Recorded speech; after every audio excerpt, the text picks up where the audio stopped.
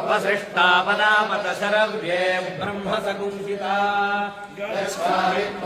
प्रमिषमैषाङ्कञ्जनोत्थितः कर्माणि ते वर्मभिश्चादयामि सोमस्त्वा राजामृतेनाभिवस्ता पुरोर्वरीयो वरिवस्ते अस्तु जयन्तम् त्वामनुमदन्तु देवाः यत्र बाणाः सम्पतन्ति कुमाराविशिखाइव इन्द्रो नस्तत्र वृत्रः विश्वाः शर्म यच्छतु यो देवानाम् प्रथमम् पुरस्ताद्विश्वाभिरो रुद्रो महर्षिः हिरण्यगर्भम् पश्यददायमानकम् सदा देव श्रुभगा स्मृत्याः संयुनक्तो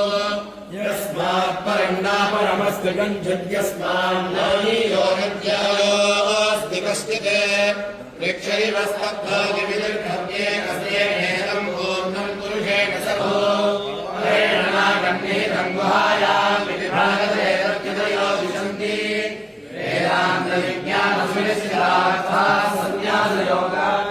शुद्धसत्त्वाः ये ब्रह्मलोके सुपराकाले परापदात् परिमुच्यन्ति सर्वे यत्रम् विपाकम् परमेषु कुण्डलीकम् गुणमध्यसग्रस्थम् तथा विदग्धम् गगनम् विशोकस्तस्मिन्निदन्तस्य परस्य महेश्वरः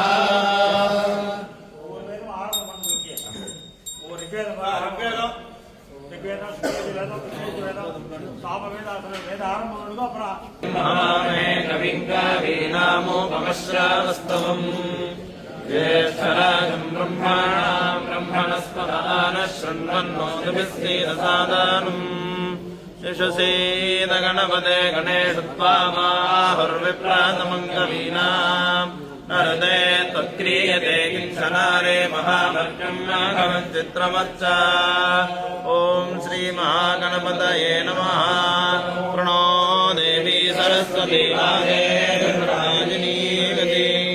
धीनामामित्र्यावतो ॐ श्रीमहासरस्वत्यै नमः वेदवादस्य वर्तविपुरो विश्वस्य बृहतः वेदाये अध्यासादे ॐ श्रीवेदपुरुषाय नमः शतधारमुत्समक्षीयमानम् विपश्चितम् वितरम् भक्त्वानाम् मेणिर्मदन्तम् वित्रोपस्थेतम् रोदसीर्वृतम् सत्यवाचम् ऋचो अक्षरे परमेभ्यो मन्यस्मिन् देवादिविश्वे